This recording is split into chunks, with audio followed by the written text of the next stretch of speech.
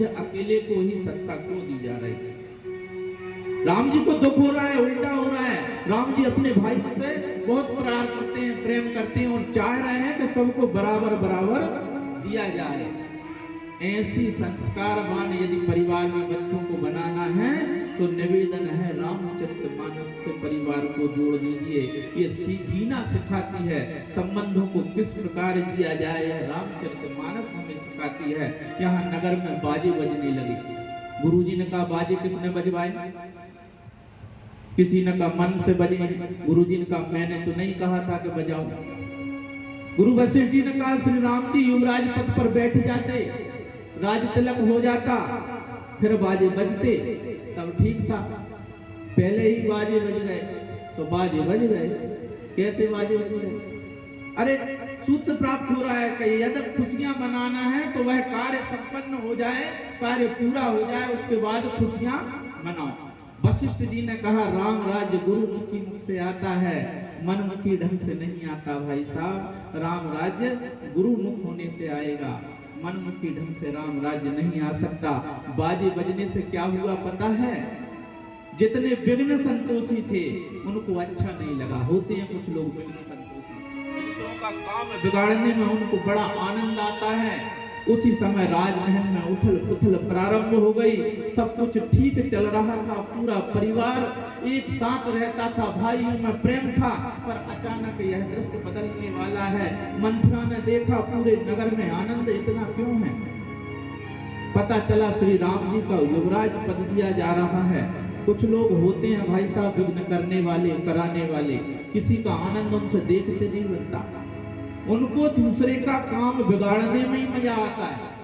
वे तो इसीलिए बैठे रहते हैं, देखते रहते हैं, प्रतीक्षा करते रहते हैं कि हमें कहीं मौका मिल जाए तो हम इनका बना बनाया काम बिगाड़ दें। मंथरा का हृदय जलने लगा और उसने सोचा क्या करूं जिसमें यह कार्य बिगड़ जाए।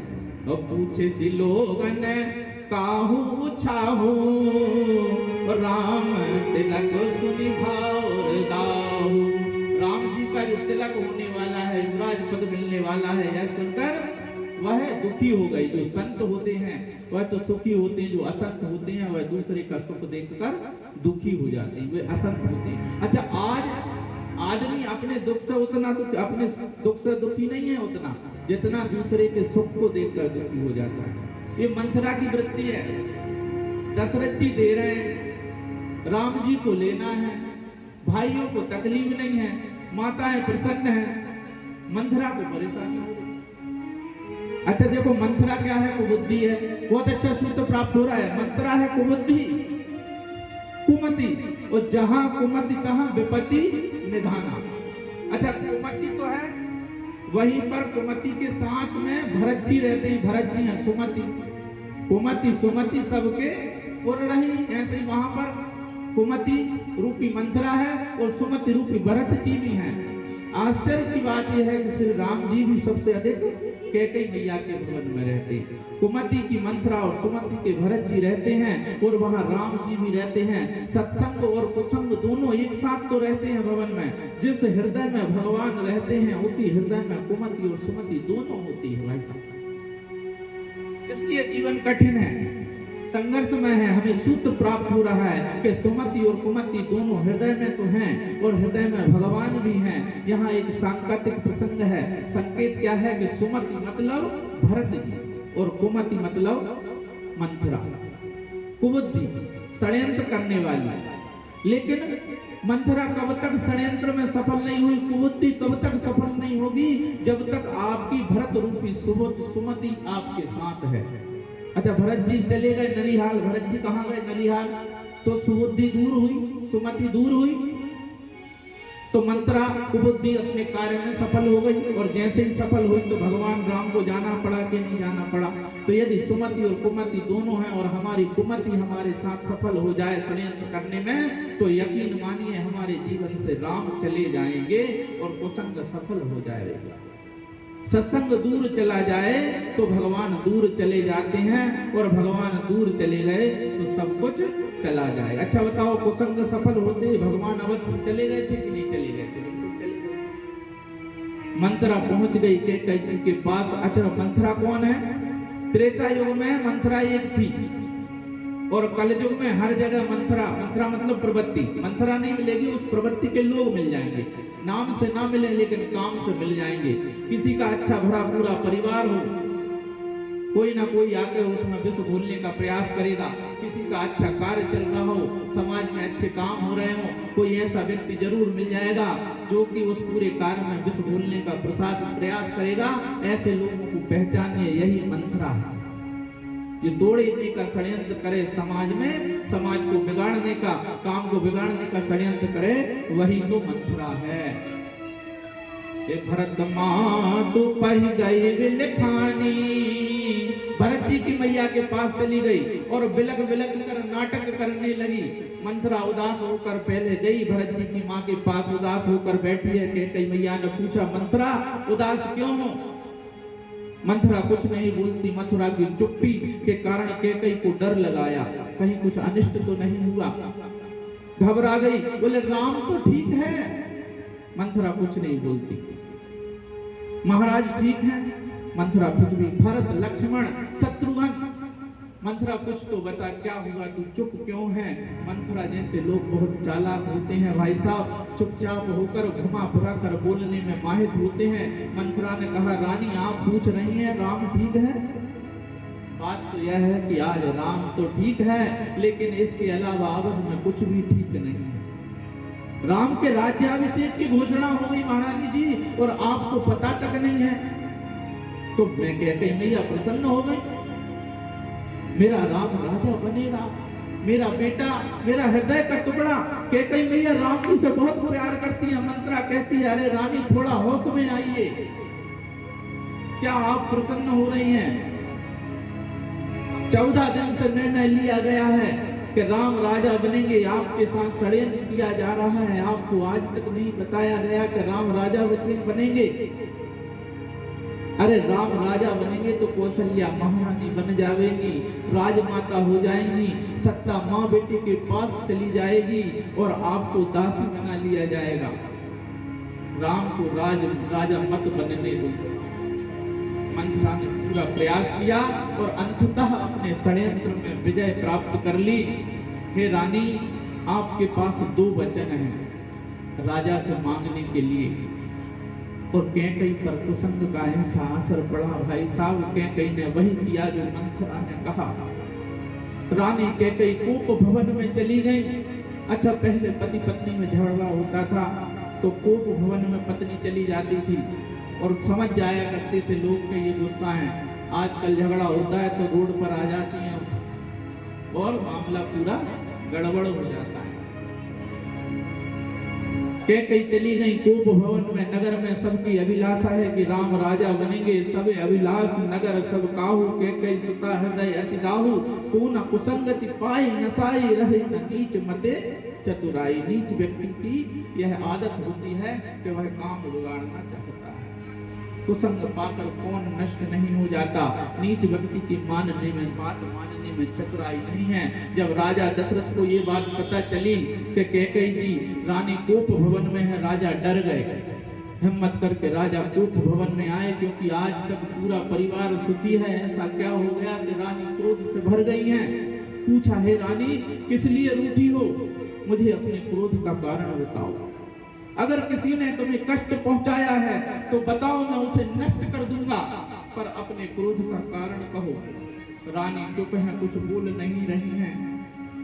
देखो तुम राम को कितना प्यार करती हो, आज तुम्हारा राम राजा बनने वाला है, मनोरथ पूर्ण हो रहा है, कल तुम्हारा राम राजा बन जाएगा, इसलिए खुशियां मनाओ, ये क्रोध त्याग दो देवी।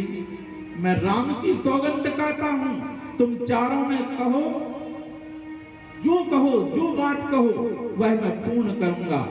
कैकेयी ने कहा, अच्छा आप बोलते तो बहुत हैं पर करते नहीं हैं। आपने पहले भी कहा था कि 2 वरदान मांग लो, पर आज तक दिए नहीं।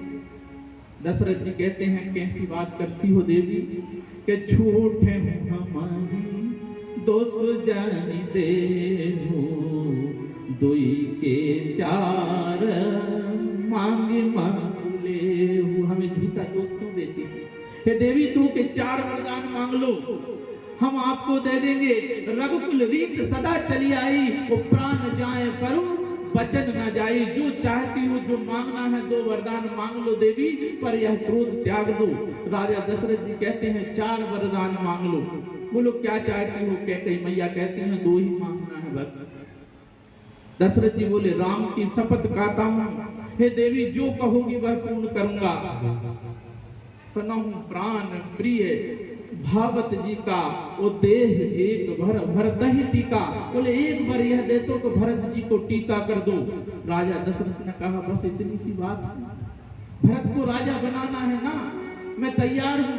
और राम तो खुद कह रहा है कि मुझे राजपद नहीं चाहिए, इसमें इतना गुस्सा होने की क्या बात है, भरत को राजगद्दी दे दूंगा। अब तो खुश हो जाओ देवी, दूसरा वरदान और कहो।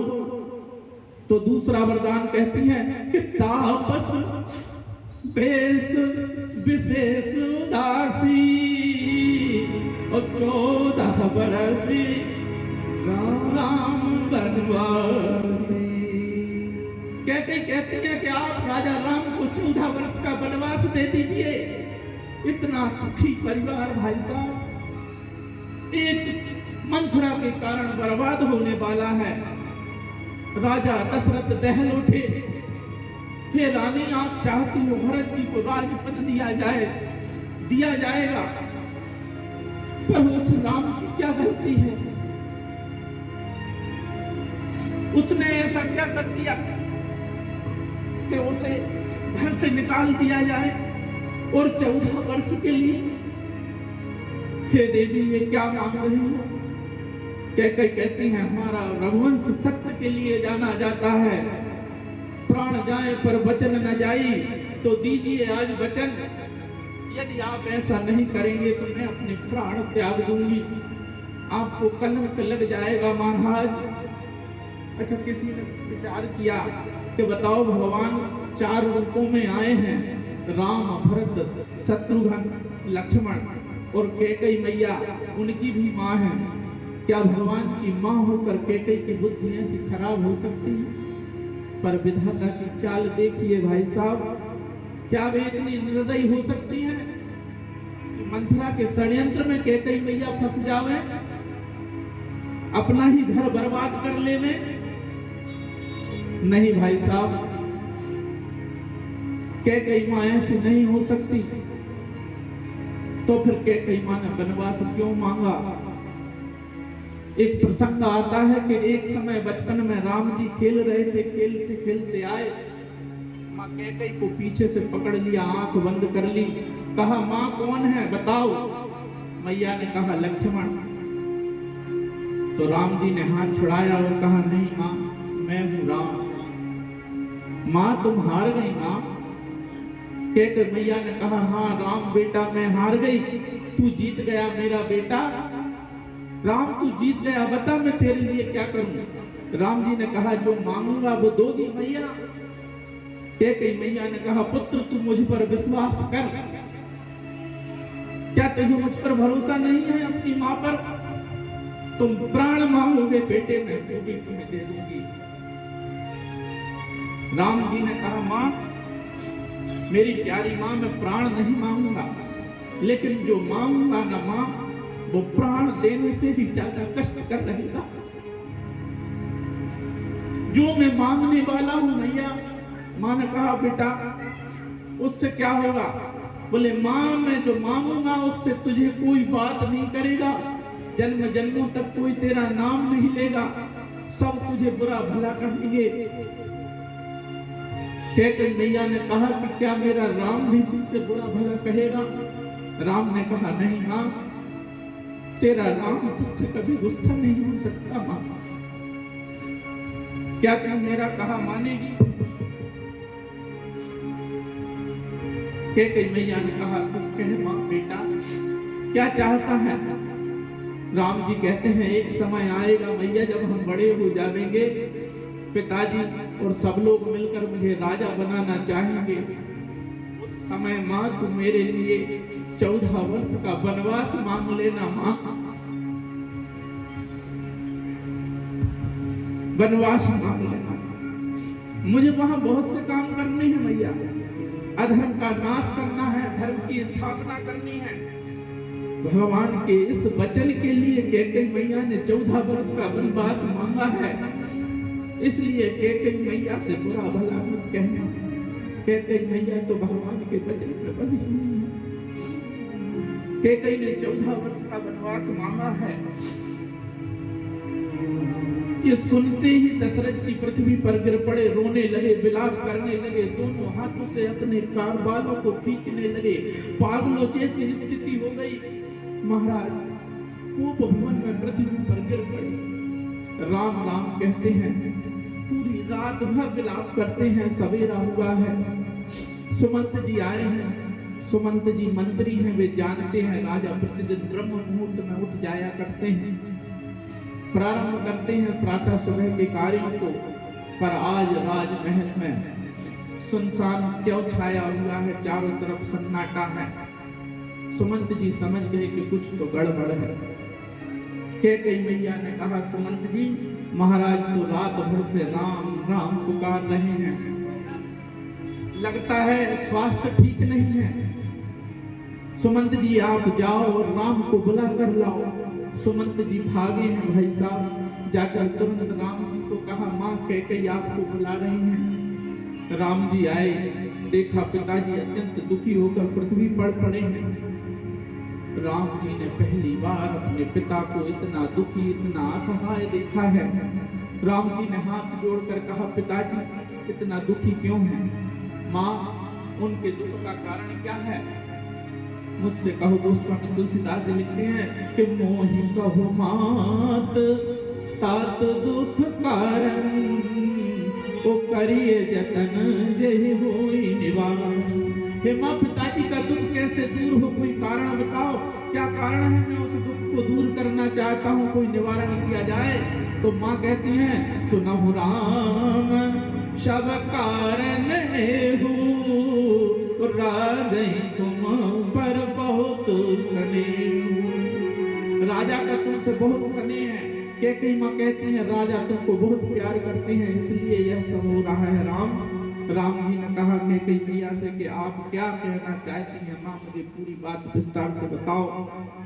तो कैकेयी जी ने बताया कि मैंने 2 वरदान मांगे हैं। एक में कहा है कि भरत को राज तिलक दिया जाए और तुम्हें 14 वर्ष का वनवास। जो ये सुना तो राम जी झूम उठे और प्रसन्न हो गए कि मैं तो प्रसन्न हो गया, मेरे छोटे भाई को, भैया भरत को राजा बनाया जाएगा। और राम जी आए थे तब कह रहे थे, मात कहू मात तात कछु कारण, मोहि कहू मात तात दुख कारण। पिताजी के दुख का कारण कहो। लेकिन अब वे कह रहे हैं कि 14 वर्ष का वनवास देकर कैकेयी माँ ने उन्हें अब राजा राम नहीं, मर्यादा पुरुषोत्तम श्री राम को जन्म दे दिया है। इसलिए वे कहते हैं कि सुन जननी सोई सुत बढ़ागी, जो भी तुम्हात बचन अनुरागी। हे माँ वह पुत्र महान है जो अपने माता पिता की आज्ञा का पालन करे। तनय मातु पितु तोष निहारा, ओ दुर्लभ जननी सकल संसारा। भरत प्राण प्रिय पावहि राजू। हे माँ भरत तो मुझे प्राणों से प्यारा है और उसे राज मिल रहा है, मैं तो बहुत प्रसन्न हूँ। ओ विधि सब विधि मोहि सन्मुख आजू, ओ जो न जाऊं बने से ही काजा, ओ प्रथम गणिय मोहि मूढ़े समाजा। यदि मैं वन को नहीं जाऊं, अपने पिताजी की आज्ञा का पालन नहीं करूं, तो समाज मुझे मूर्ख कहेगा। माँ मैं बड़ा भाग्यशाली हूँ और मैं यह आपकी बात मानने के लिए तैयार हूँ। हे माँ इतनी सी बात के लिए पिताजी इतना दुखी हो रहे हैं। देखिए राम जी का त्याग। आज भाई भाई जमीन जायदाद के लिए एक दूसरे का कत्ल कर रहे हैं, परिवार में बंटवारा हो रहा है। और एक राम कथा हमें सिखाती है त्याग। राम जी के त्याग देखिए, उनको कुछ नहीं चाहिए। आज सब कुछ घर से निकाल दिया गया है। आज सुबह प्रातः काल राज्य तिलक होना था, लेकिन यह कह दिया कि आपको जंगल में रहना है। फिर भी राम खुश हैं। कितने त्यागी हैं भगवान श्री राम। माँ कैकेयी बोली, बेटा राम क्या तुम जाओगे? राम जी ने कहा, माँ ऐसा क्यों पूछ रही हो? क्या आपको और पिताजी को मुझ पर विश्वास नहीं है? क्या मेरा कोई अपराध ऐसा बन पड़ा है? बोलिए। माँ कैकेयी कहती है, बेटा अपराध करने की तुम्हारी प्रवृत्ति नहीं है, तुम अपराध जोग नहीं ताता, तुम तो माता पिता और गुरु और भाइयों को सुख देने वाले हो, अपराध कैसे कर सकते हो? इसलिए तुम अपराध नहीं कर सकते। भगवान श्री राम जी ने पिताजी को समझाया, प्रणाम किया, बोले पिताजी 14 वर्ष वनवास की ही तो बात है, अभी ऐसे ही निकल जाएंगे। श्री राम जी ने समझाया, चले। माँ कौशल्या के पास भगवान जा रहे हैं। माँ कौशल्या तैयारी में लगी हुई हैं। काय की तैयारी के? राम आज बेटा राजा बनने जा रहा है। कौशल्या जी के पास गए, बोली बेटा तुम तैयार हो जाओ, अभी तुम्हारा राज्याभिषेक होना है, तुमने अभी तक स्नान नहीं किया। भगवान राम माँ कौशल्या को प्रणाम करते हैं और सोचती हैं, माँ को कैसे कहूं कि 14 वर्ष का वनवास मिला है। माँ राम माँ कौशल्या से जाकर कहते हैं, माँ निर्णय हुआ है कि भरत को राजगद्दी दी जाएगी। और कौशल्या मैया प्रसन्न हो गई, बोले वाह, जैसा राम वैसा भरत, यदि भरत को राजगद्दी मिलनी है तो मैं भरत का राज्याभिषेक करूंगी, मेरे बेटा भरत को तैयार करूंगी। कौशल्या मैया खुश हो गई। ये तो और अच्छी बात है। राम कहते हैं, माँ आगे तो सुनो। पिता दीन, राम जी ये नहीं कह रहे कि मुझे घर से निकाल दिया, वनवास दे दिया। राम जी कहते हैं, पिता दीन मोहि कानन राजू, हे माँ मुझे पिताजी ने वनवास दिया है, वनवास का राज वन का राजा बना दिया है। ये प्रवृत्ति है राम, वन जाने को भी कहने हैं कि वन का राज दिया है। माँ कौशल्या कहती है, राम क्या यह सिर्फ पिताजी का निर्णय है? राम जी कहते हैं नहीं, कैकेयी मैया की भी यही आज्ञा है। और देखिए भाई साहब क्या संबंध है। माँ कौशल्या कहती है, बेटा यदि कैकेयी मैया की आज्ञा है तो वह वन तुम्हारे लिए अयोध्या बन जाएगा। माँ कौशल्या के नेत्रों से आंसू की धारा लग गई है।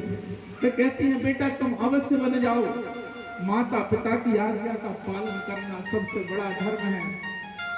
कौशल्या मैया विलाप करती हुई दुखी हो रही हैं।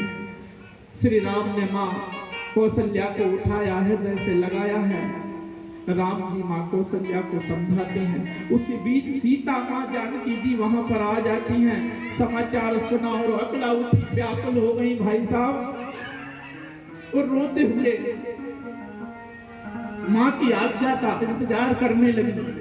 वे कहती हैं, हे माँ पिय वियोग सम दुख जग नाही, पिया पिता पति के वियोग के समान दुख दूसरा नहीं हो सकता। माँ क्या मैं भी चली जाऊं? मन ही मन कह रही है पर बोल नहीं पा रही है। और माँ समझ नहीं किसी तक क्या चाहती है, मौन स्वीकृति दे दी भाई साहब। तभी वहां पर लक्ष्मण जी आते हैं। भगवान राम कहते हैं, लक्ष्मण मुझे 14 वर्ष का वनवास मिला है, मैं जा रहा हूं। भैया भरत और शत्रुघ्न यहाँ नहीं है, नाना जी के घर पर है। सीता मेरे साथ जा रही है। पिताजी माताएं दुखी हैं। इस समय सबका ख्याल रखने के लिए तुम ही हो भैया, सबको संभाल लेना। लक्ष्मण जी का जवाब सुनिए। लक्ष्मण जी कहते हैं, कौन माता, कौन सी माता, कौन से पिता, कौन सा भाई, मैं किसी को नहीं जानता। मेरे लिए तो सब कुछ आप ही हैं। विरूपित मातु ना जाना काहू, ओ कहूँ स्वभाव नाथ पतियाऊ। हे भैया आप तो मेरा स्वभाव जानते हैं, मेरे लिए तो माता पिता गुरु भाई सब कुछ आप ही हैं। और यदि आप जबरदस्ती करेंगे तो मैं रुक तो जाऊंगा, लेकिन आपकी सौगंध भैया, मैं सरयू में कूदकर प्राण त्याग दूंगा, मैं बचूंगा नहीं। भैया ये लक्ष्मण प्राण त्याग देगा। लेकिन आपके बिना रह नहीं पाएगा। ये प्यार, ये प्रेम, ये समर्पण, ये त्याग भाइयों में और कहीं देखने को नहीं मिल सकता। ये रामचरितमानस हमें सिखाती है। इसलिए अपने परिवार को, संतान को रामचरितमानस से जोड़िए। श्री राम लक्ष्मण सीता जी बन जाने को तैयार हैं। लक्ष्मण जी माता सुमित्रा के पास जाते हैं और सोच रहे हैं कि मैं मैया से क्या कहूंगा, क्या मैया तैयार होगी, क्या मुझे जाने देगी। सुमित्रा जी मां लक्ष्मण जी की मैया हैं। लक्ष्मण जी जाकर सारी बात बतलाते हैं और मां सुमित्रा जी क्या कहती है, भाई साहब, हे लक्ष्मण, यदि राम और सीता बन जा रहे हैं तो तुम्हारा अवध में कोई काम नहीं है मेरे बेटे। जो पैसी राम बन जाहि अवध तुम्हार काज चुना। हे तात, राम के साथ बन चले जाओ, यहाँ तुम्हारा कोई काम नहीं है, यही तुम्हारा धर्म है। ऐसी माताएं हैं मां। वो पुत्रवती जुवती जग सोई, रघुपति भगत जासु सुत होई। वे कहती हैं कि वह मां धन्य है जिसका पुत्र, जिसकी संतान रघुनाथ जी के भक्त हो। आज्ञा पाकर भगवान राम, सीता और लक्ष्मण सभी को समझाते हैं, गुरु जी को प्रणाम करते हैं, गणेश पार्वती जी को नमन करते हैं, महादेव शिव जी को प्रणाम करते हैं, आशीर्वाद लिया और भगवान बन के लिए